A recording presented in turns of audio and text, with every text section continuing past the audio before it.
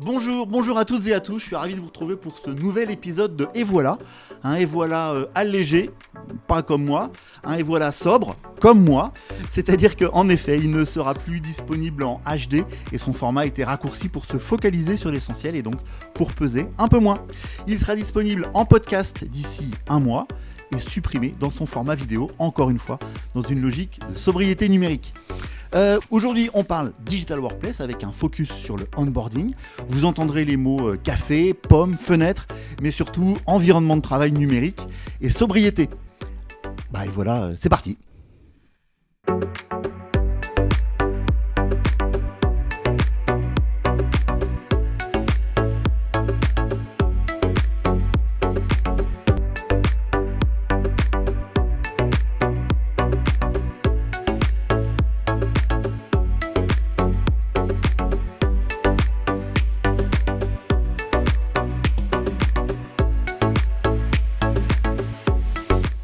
Allez, j'espère que vous êtes bien installés, que vous soyez en télétravail, en coworking ou à votre bureau.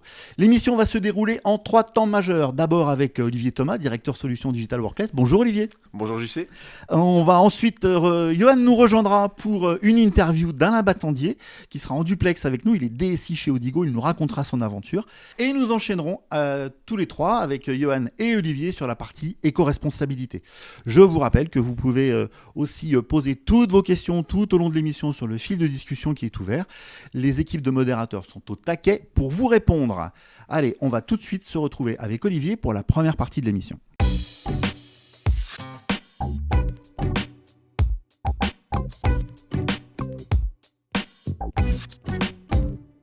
Rebonjour Olivier. Rebonjour JC. Alors, tu es directeur solution Digital Workplace chez Tipco, je l'ai dit tout à l'heure, tu fais ça depuis combien de temps ? Eh bien, ça fait maintenant 18 ans que je suis chez Tipco, ça fait 18 ans que je gère des choses autour du poste de travail et de l'utilisateur, et ça fait 4 ans qu'on a lancé cette activité spécifique autour du Digital Workplace. Alors, quand on parle Digital Workplace, finalement, c'est quoi le périmètre ? De quoi parle-t-on ? Quand on parle Digital Workplace, on parle de ce qui est autour de l'utilisateur. Donc autour de l'utilisateur, on va trouver à la fois évidemment son poste de travail, smartphone, tablette, lunettes par exemple. On va trouver aussi les équipements auxquels il peut avoir accès, une salle de réunion, une imprimante, voire un robot. Et on va trouver les applications naturelles sur lesquelles il va travailler tous les jours, donc les suites collaboratives que l'on peut rencontrer. Et ça doit marcher en tout lieu, puisque effectivement maintenant on travaille au travail, on travaille à la maison, on travaille un peu partout. Dans des espaces de coworking. Exactement. Voilà. On commence déjà à avoir des questions. Moi j'ai deux questions. Enfin, c'est une question posée, la même question posée par 2 personnes. On a Tim C, qui a priori est producteur de pommes en Californie, je ne sais pas si tu vois, voilà. À peu près, ouais. Et un certain Bill G, qui a été monteur de fenêtres pendant très longtemps à Seattle. Il nous demande tous les deux si ce que l'on dit, c'est valable pour tous les environnements numériques. Oui, alors ce qu'on dit là, c'est valable vraiment pour tous les environnements numériques. On va rencontrer à la fois sur la partie matériel, on va être entre des solutions qui proviennent effectivement d'Apple, de Google ou de Microsoft. Et sur les suites collaboratives, principalement, on rencontre des choses autour de Google et de Microsoft. Il y en a un qui sort du lot ? On va dire qu'ensuite, alors en matériel, pas vraiment, c'est assez équilibré. Mais évidemment, on sait tous qu'on a tous un poste Windows dans les entreprises, donc c'est plutôt Microsoft, mais les choses peuvent s'inverser. Et sur la suite collaborative, c'est aussi assez équilibré, même si en France, c'est plutôt Microsoft qui est leader, on va dire. On va rentrer maintenant plus spécifiquement dans l'onboarding. Oui. Figure-toi que ce matin, à 8h30, Mathieu s'est présenté à l'accueil de Tipco, c'est son premier jour. Donc on lui a bien naturellement offert un café. Mais maintenant, c'est pas tout. Une intégration, un accueil comme ça, c'est quoi les enjeux pour une DSI ? Alors, pour une DSI, il y a des enjeux, mais pas que. Et on va regarder les enjeux pour Mathieu, les enjeux pour son chef et les enjeux, donc celui qu'il a choisi. Et puis, pour la DSI, effectivement. Pour Mathieu, il faut qu'il se sente accueilli. Donc, il faut qu'il arrive, qu'il ouvre son poste de travail et puis qu'il ait l'impression, ça y est, il y est déjà, quoi. Donc, il s'authentifie, il fonctionne, il accède aux applis. Donc ça, c'est son enjeu à lui, il doit se sentir accueilli. Pour son chef, il faut que ce soit simple, il ne faut pas qu'il se pose de questions, il faut qu'il dise, voilà, il y a Mathieu qui arrive à telle date, et il sait que quand Mathieu arrive, il va avoir son matériel et ça va marcher. Et pour la DSI, son enjeu, c'est de dire que tous les gens qui arrivent dans l'entreprise, on doit pouvoir les accueillir tous de la même manière en fonction de leur rôle dans l'entreprise, des applications auxquelles ils ont accès ou des données auxquelles ils doivent avoir accès. C'est ça les enjeux de chacun, on va dire. Alors, on a pris une promesse aujourd'hui qui était d'enchanter l'onboarding, donc on n'est pas à Poudlard, mais je t'ai quand même pris une baguette. Si on veut que ce soit au top, qu'est-ce qu'il faut qu'on fasse ? On n'a pas besoin d'une baguette, mais on a besoin de mettre un petit peu d'énergie pour réfléchir à qu'est-ce qu'il faut pour que ce soit au top. Il faut se mettre à la place de Mathieu, en fait. Si on veut que ce soit au top, c'est à Mathieu qu'on doit penser. Après, tout le reste va décliner. Mais si on pense à Mathieu, on va pas se tromper dans notre démarche. Mathieu, il faut se mettre à sa place. On se dit, il vient d'arriver, il ne connaît pas l'entreprise. Et il faut qu'il se sente vraiment accueilli. Il faut que... Attendu, accueilli. On pourrait dire que même notre attendu vis-à-vis de Mathieu, c'est presque qu'il a envie de poster sur Instagram ou sur LinkedIn une photo de son kit d'accueil et qu'il dise « Oh la vache, j'ai été vachement bien accueilli dans cette entreprise ». On va dire que si on fait ça, on va avoir la démarche maximum et c'est ça qu'on vient aller chercher. Quand tu parles de kit d'accueil, c'est-à-dire qu'on imagine vraiment de recevoir un package complet, une boîte qu'on ouvre spécifiquement. C'est exactement ça. C'est recevoir, pourquoi pas, une boîte qu'on ouvre, à l'intérieur, un petit bonbon, il y a ton PC, ton smartphone, ton casque, et tu l'ouvres, et tu te dis, tiens, mais c'est neuf, enfin c'est neuf reconditionné, tu sais pas, mais en tout cas, ça sent le neuf, tu l'ouvres, tu t'authentifies, tu avais reçu l'information de ton nom d'utilisateur et ton mot de passe, tu t'authentifies, ça marche. Tu fais pareil avec ton smartphone, ça marche.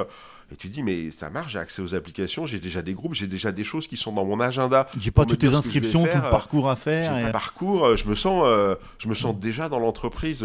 Je dis, ouais, je suis bien. Alors, on doit pas en être loin, parce que moi, j'ai intégré l'entreprise en plein confinement. Et mon matériel m'a été apporté en moto par un directeur solution. Ah oui, mais ça, c'est effectivement, voilà. C'est particulier. Alors ça, c'est ça, c'est la partie plutôt pour Mathieu. Ça, c'est la partie pour Mathieu, mais c'est celle qui conditionne tout le reste, en fait, finalement. Parce que pour le chef de Mathieu, alors il n'y a pas les mêmes enjeux, mais par contre, pour son chef, c'est de se dire, moi, en fait, je remplis un formulaire, je dis Mathieu, il s'appelle Mathieu, il arrive à telle date, il arrive à tel endroit, il a tel profil, donc il va avoir accès à telle appli, à telle donnée, j'ai juste même pas besoin de dire à quoi, parce que je dis juste qu'il a tel profil, et tout le reste doit découler pour moi, et je dois même pas me poser de questions, j'ai des infos qui me disent, voilà, le matériel est arrivé, le matériel est préparé ou pas, et Mathieu est arrivé, son matériel a été posé, et je sais juste maintenant que Mathieu, il va vivre une belle expérience, et moi ça me suffit, parce que je sais qu'il va pouvoir travailler directement, et que son planning d'accueil est déjà prêt aussi. Donc ça, pour moi, c'est ça que j'attends, on va dire, et c'est ça qui va enlève enchanter. tous les irritants de l'accueil qui ne fonctionnent pas, des inscriptions sur les comptes qu'il faut faire le jour où on arrive, etc. etc. Ouais.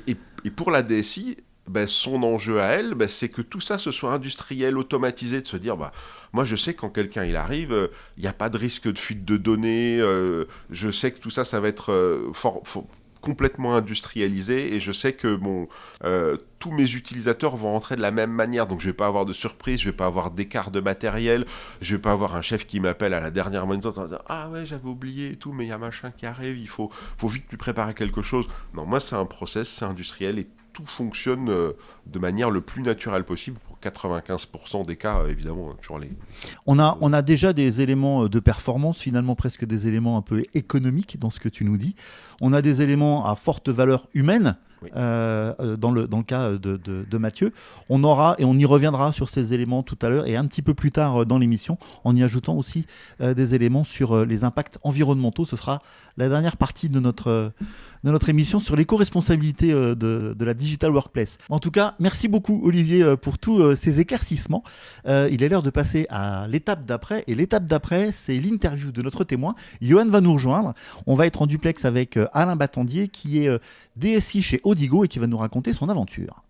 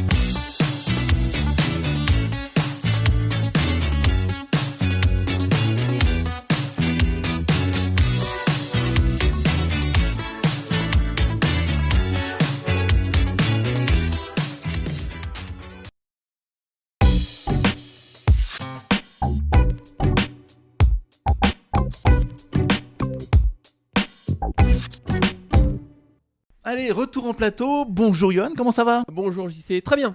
Alors on est avec Alain. Merci Alain d'avoir accepté de nous raconter votre expérience onboarding. Et puis Yohan, je te laisse conduire l'interview. À toi. Merci, bonjour Alain, merci beaucoup de vous rendre disponible. Alain, vous êtes directeur des systèmes d'information d'Odigo. Odigo, ex-filiale de Capgemini jusqu'en 2020. Vous êtes un des leaders mondiaux dans les contact center as a service, à savoir des solutions en mode cloud pour les centres d'appel, infrastructures, télécom. Bref, vous équipez de la tête aux pieds les téléconseillers dans le chat, en mail. Vous êtes présent dans le secteur public et dans le secteur privé, à peu près 1000 collaborateurs, à savoir 600 personnes en France, en Royaume-Uni, en Allemagne, aux Pays-Bas. Bref, une capillarité européenne principalement. Je vous propose, Alain, de commencer par faire connaissance avec votre direction informatique. Pouvez-vous nous en dire un peu plus? Oui, la DSI, merci à vous déjà de m'accueillir. La DSI, c'est en charge de l'informatique interne, qui comprend la partie Modern Workplace, la partie application legacy, CRM, ERP, outils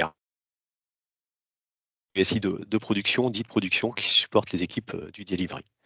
En termes de parc informatique, cela représente un peu plus de 900 laptops, majoritairement des PC ainsi que quelques Mac, et avec un parc qui a été entièrement déployé milieu 2021, suite à la sortie d'Odigo du groupe Capgemini. Et combien de personnes composent la DSI? Vous êtes tous présents en France? La DSI, on est tous présents en France avec des activités de développement externalisées au Maroc. Et ça comprend une vingtaine de personnes. D'accord. On revient sur la scission avec Capgemini. Je crois que c'était un temps fort au niveau de la DSI. Quels étaient les principaux défis pour vous au niveau de la DSI? Alors, un projet de scission et de sortie est un défi sur plusieurs aspects, sur l'aspect complexité, nombre de projets à mener en parallèle et délai contraint. Combien de projets vous gériez en parallèle, Alain? Alors, côté IT, on avait 4 grands streams. Mais au niveau de l'entreprise, il y avait également des streams côté contractuel, côté finance, côté RH. Si je ressens sur la partie IT, 4 grands streams, un stream orienté CRM marketing, les outils du groupe en février 2021, donc dans des délais très très courts, un stream RH avec le déploiement d'un nouveau cœur RH d'une part, et le déploiement d'un nouveau prestataire de paye qui s'effectuait lui en tout début 2022. Un stream ERP Finance, ou avec un déploiement d'un nouvel ERP qui s'est effectué tout début janvier 2022 également, et un stream Modern Workplace qui incluait notamment la refonte de toute la partie réseau bureautique pour l'ensemble de nos sites, un environnement propre Office 365, ainsi que le déploiement d'un nouveau parc de laptops. Alors on va y revenir justement sur le côté Modern Workplace. Les impacts de cette scission au niveau de l'onboarding IT, d'ailleurs peut-être aussi dans le cadre de cet événement, il y a peut-être eu de l'offboarding. Quels étaient les impacts pour vous? Alors, le premier impact pour les collaborateurs, c'est un impact plutôt positif, puisqu'auparavant l'onboarding était scindé en deux parties. Une partie gérée par le groupe, pour les activités SI gérées par Capgemini, et une partie gérée par Odigo côté SI de production. Donc tout l'onboarding et l'offboarding est aujourd'hui géré avec un point d'entrée unique. En termes d'impact, l'impact principal a été la revue de la gestion du Modern Workplace, qui était entièrement gérée côté Capgemini, avec une gestion qui a été externalisée chez TIPCO, qui gère l'administration de cet environnement, le stockage centralisé des équipements, les entrées-sorties de nos laptops et les envois sur les sites distants et à l'étranger.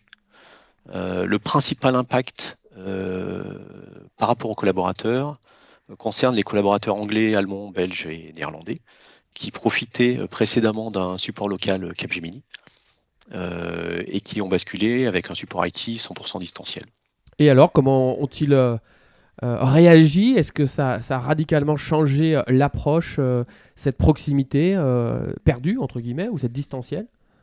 Ça présente des difficultés au sens justement de la fourniture des laptops, du support, et qui est forcément différent lorsqu'on est sur un support distanciel, lorsqu'on a des problèmes avec son laptop, par exemple. Néanmoins, ce support se passe plutôt bien.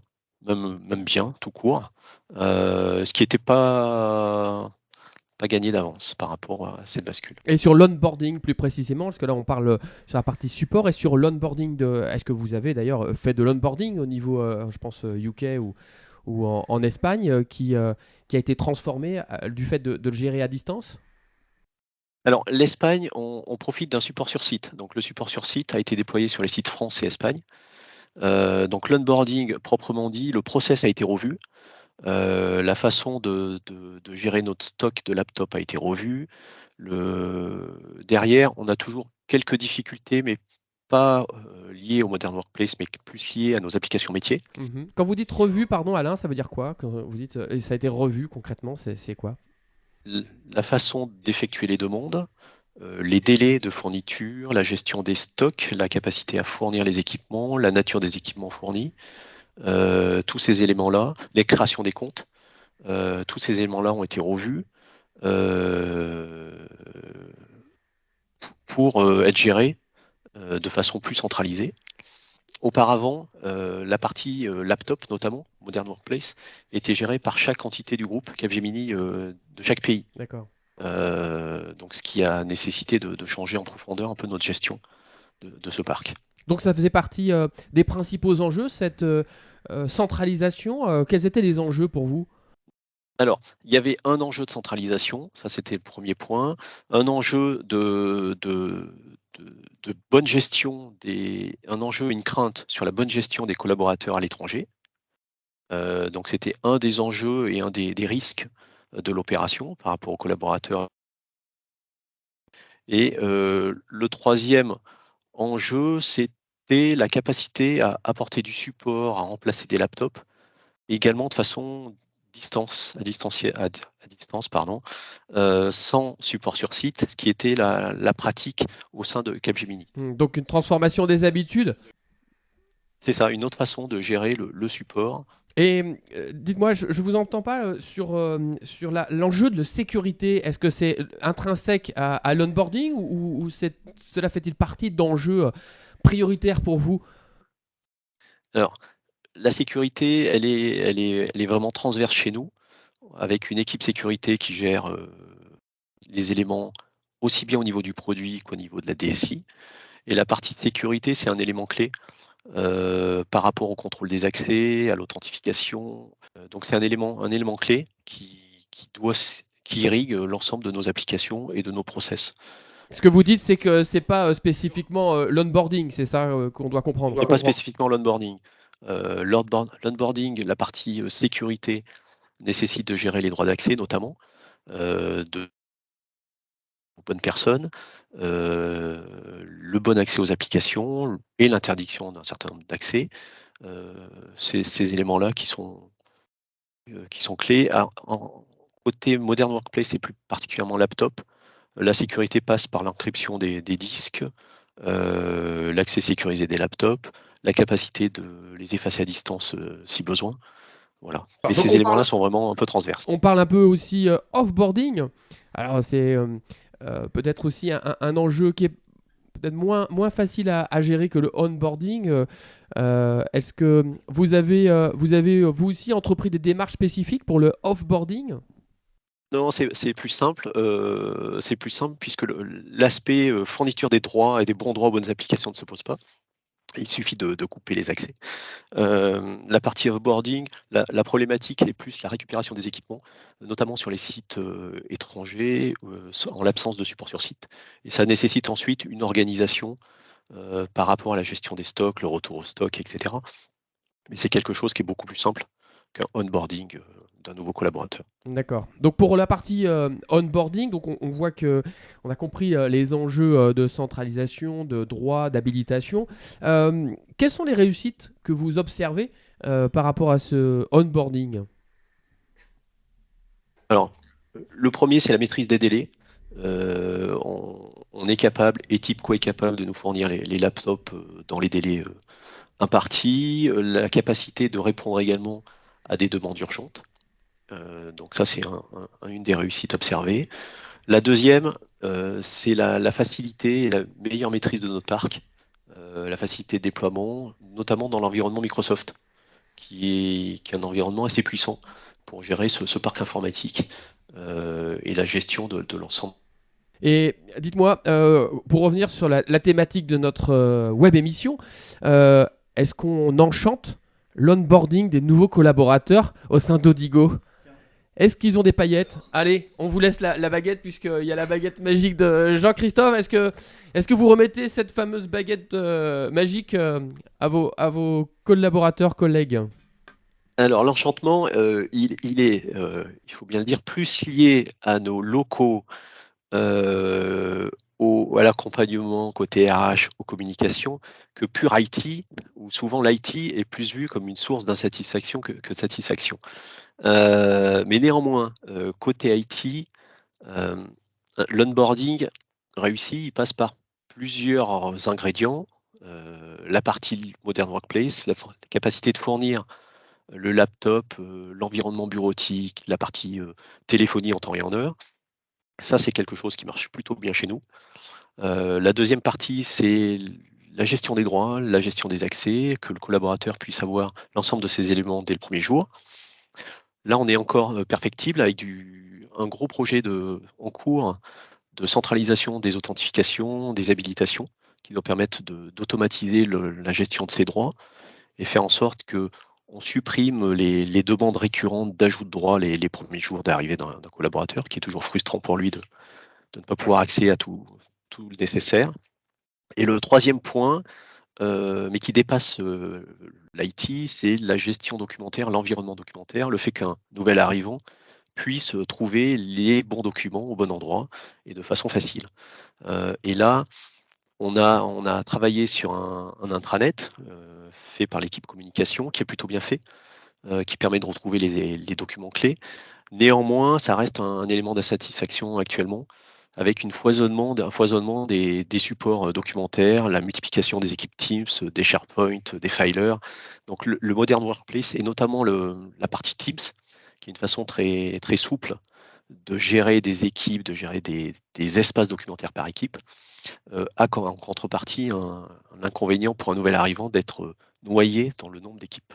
Alors, je peux témoigner, hein, effectivement, il y a quand même un super effet waouh quand on arrive chez Odigo dans les bâtiments de Boulogne-Billancourt, je reconnais.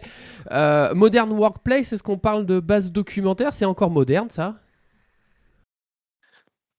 Le collaboratif est moderne.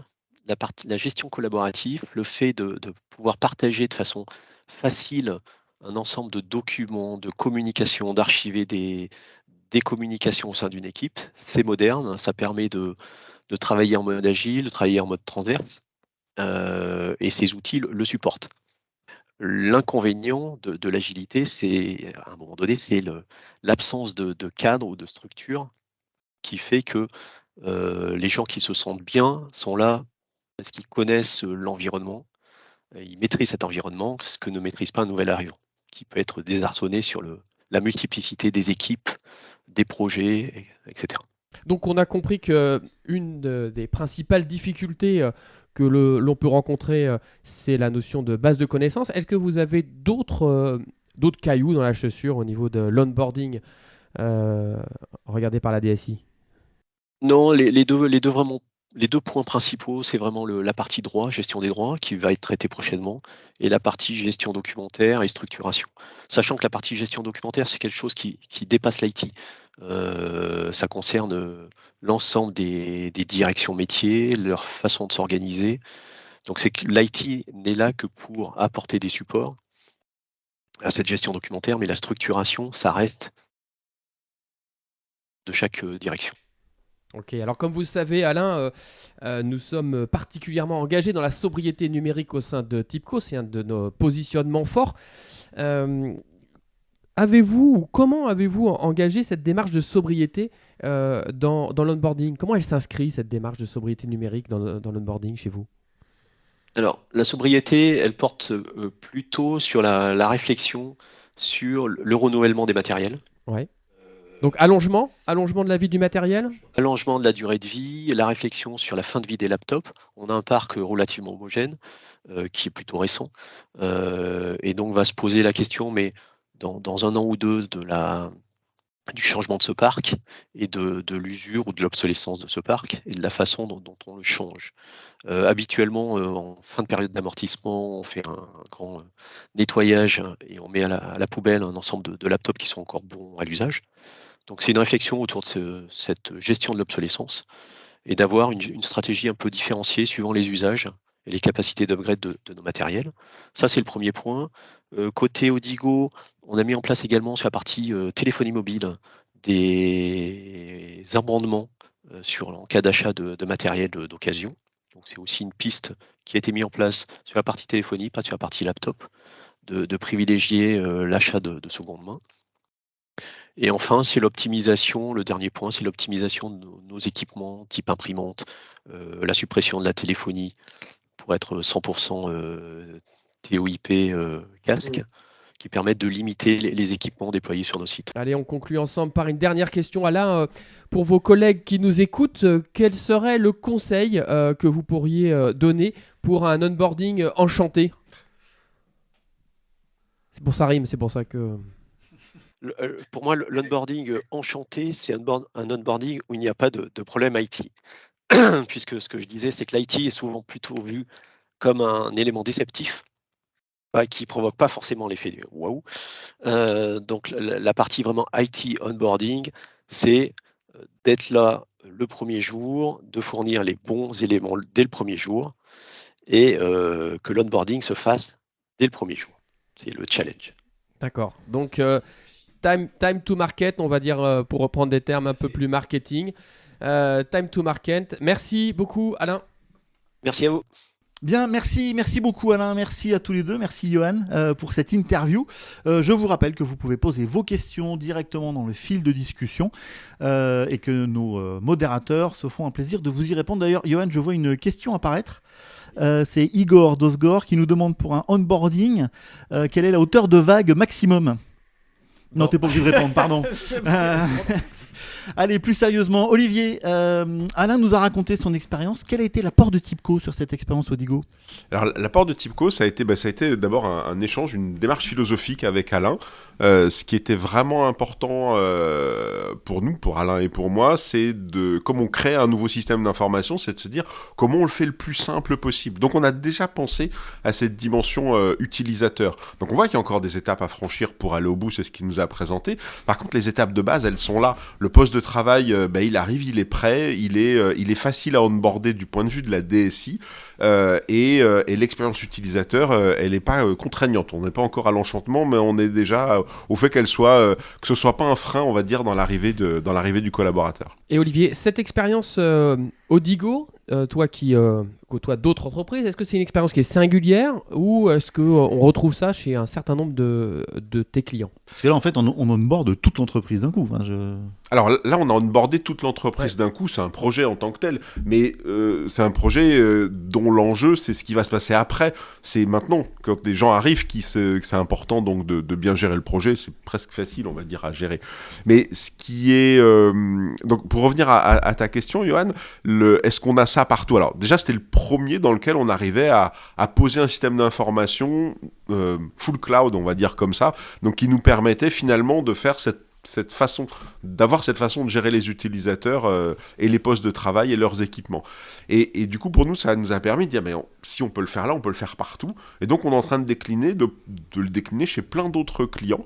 Puis ça devait exister ailleurs aussi. Et justement, est-ce qu'il y a un accompagnement des utilisateurs qui est nécessaire au-delà de la partie technique ? Parce que là, je vois que maintenant, c'est possible en full cloud, comme tu dis. Donc, c'est-à-dire que la technique et la technologie est mature. Donc, les utilisateurs sont matures, eux ? Ah ben les utilisateurs, ils étaient déjà matures avant pour pas être embêtés, eux, hein, donc il n'y avait pas de problème. C'était plutôt côté DSI parce qu'il faut le construire, faut le penser, il faut se dire, bah tiens, c'est tel groupe, c'est tel utilisateur, regarde, on a encore des problèmes sur les données, les applications, les droits, donc tout n'est pas géré, il y a encore des choses à faire. Mais c'est ça l'enjeu, justement. Donc c'est bien côté DSI que quand on a pris cette décision, cette philosophie, cette démarche, c'est côté DSI qu'il faut bosser pour que ça marche. Les utilisateurs, ils sont prêts, hein, ils acceptent, hein. Ils acceptent, ils sont prêts. Alors, j'avais une autre question autour de l'optimisation, parce que est-ce que l'onboarding est un levier aussi pour optimiser ton parc de licences ? On sait que c'est un vrai enjeu économique. pour les entreprises. En tout cas, ce qui est intéressant, et c'est ce qu'on va faire avec Alain dans les jours qui viennent, c'est que justement, on vient se réinterroger sur est-ce que c'est les bonnes licences, et du coup on va pouvoir regarder les usages, les licences, qui est vraiment utilisé, et on va essayer on va recombiner tout ça pour dire en tout cas on peut le regarder. Donc oui, c'est un enjeu pour optimiser les licences de toute façon. Donc l'onboarding prend aussi en compte cet aspect économique En tout cas il faut répondre au fait que les gens puissent bosser, donc ça c'est l'enjeu principal, et qu'il ait la bonne licence par rapport à ce qu'il fait. Et c'est ça qui doit nous permettre d'affiner la bonne licence pour le bon utilisateur, puis qu'il n'y ait pas de licence qui traîne surtout, quoi. Enfin, ça on en trouve chez nos clients, des licences qui traînent, qui ne servent plus. Messieurs, je vois le temps qui avance. On va, je pense, passer sur le 3e point de notre émission. On a évoqué, et encore là à l'instant, le volet économique de l'onboarding. On a parlé de performance, mais l'éco-responsabilité, c'est 3 piliers. On a bien sûr l'économie, mais on a l'aspect humain et la démarche environnementale. Comment est-ce qu'aujourd'hui on traite ces questions dans la Digital Workplace ? Alors, on a compris là déjà dans la démarche qu'effectivement ça avait un impact humain et plutôt positif, en tout cas pas négatif. Ça dépend du level dans lequel on est. Hein. Mais c'est déjà extrêmement important dans notre démarche. Le point qui va être aussi important, c'est que maintenant, et de plus en plus, c'est grâce au Covid, mais non, grâce au confinement, ça nous a imposé d'apprendre à télétravailler. Et l'enjeu d'aujourd'hui, c'est de dire comment on conserve ça, parce que finalement, c'est possible, les outils sont prêts, nous on est prêts, nos clients sont prêts. Il y a un risque de retour en arrière ? Est-ce que tu penses qu'on pourrait... Il y a toujours un risque de retour en arrière dans ce genre de démarche. Qu'est-ce qui générerait ce retour en arrière si la techno et les utilisateurs seraient... simplement nos habitudes, de revenir sur nos vieilles habitudes, de dire finalement je préfère voir les gens, comme ça je sais comment ils travaillent, donc c'est de pas avoir fait toute la transformation. La transformation, on l'a faite du point de vue de la technique, on l'a faite du point de vue des utilisateurs, mais peut-être que tout le monde l'a pas fait encore et qu'on peut revenir en arrière. Les grands prescripteurs ou les grands pourvoyeurs de solutions type Microsoft sont eux engagés dans des démarches éco-responsables ? Ah bah oui, ils ont presque plus de pouvoir que des États, ouais. Et donc du coup ils ont un engagement fort, et que ce soit Microsoft, Google, d'ailleurs on l'entend de tous ces grands acteurs du cloud, ils ont tous un engagement fort sur leur impact CO2 en tout cas vis-à-vis de la planète. Concrètement, Olivier, c'est quoi alors, au-delà des engagements, c'est quoi leur réalisation concrète, parce que ça représente 5% de la pollution carbone, hein, je crois, l'informatique. Ça représente aujourd'hui 5% de la pollution carbone.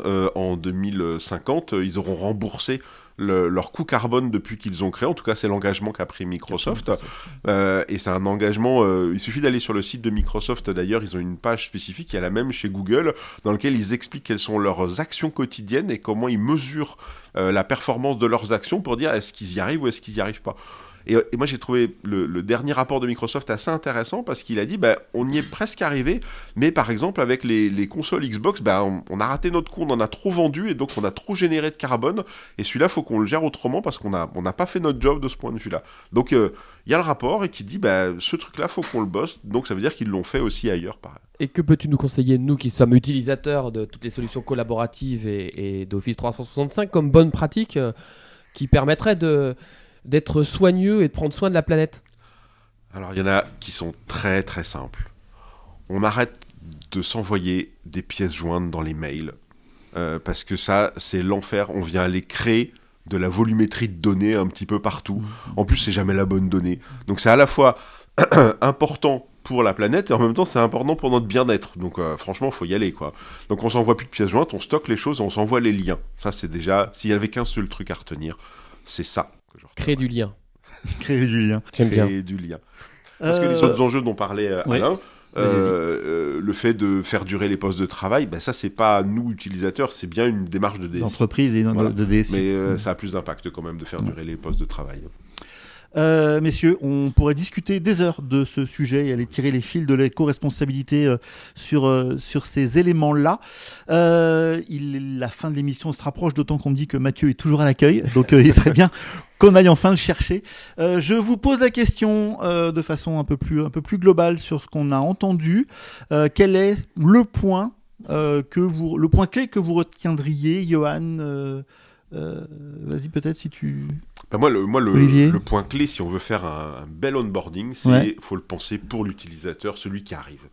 D'accord ? Si on fait pour l'utilisateur, on va faire un bel onboarding et on vient décliner tout ce qu'il y a derrière pour que ce soit possible. Johan ? Je trouve que c'est intéressant d'avoir compris la diversité des enjeux, que ce soit pour l'utilisateur, l'onboardé, le manager et la DSI. Donc c'est une vision presque polymorphe de ces enjeux. Donc ça, je trouve que c'est intéressant d'avoir ce triptyque en tête. Alors, comme vous ne posez pas la question, je vais répondre quand même. Moi, mon point clé, en fait, c'est que on a effectivement un gros travail qui est fait, qui est mené sur l'allongement de vie des postes. On a un gros travail qui est fait par Microsoft, par exemple Google, mais qu'on est encore un peu juste dans la sobriété des usages individuels. Et je pense qu'on a tous un gros truc à faire. Tous individuellement. Voilà. Écoutez, je crois qu'on est au bout de cette émission. Merci beaucoup à tous les deux.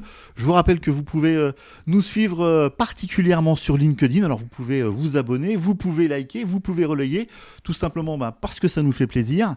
Je vous recommande l'excellente chaîne de podcast Bien Vivre le Numérique, dans lequel vous allez d'ailleurs retrouver dans quelques mois ou dans quelques semaines cette émission même. Donc, nous sommes accessibles sur Deezer et sur Spotify. On ne va pas partout et c'est un choix de sobriété là encore.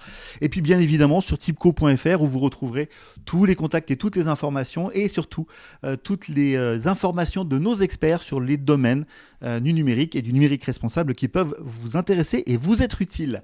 Messieurs, je crois que tout est dit. En dehors de portez-vous bien et joyeux Noël parce que c'est la période, il est temps de se séparer. Je vous dis au revoir et puis le mot de la fin c'est comme d'habitude. Et voilà. Et voilà. Merci.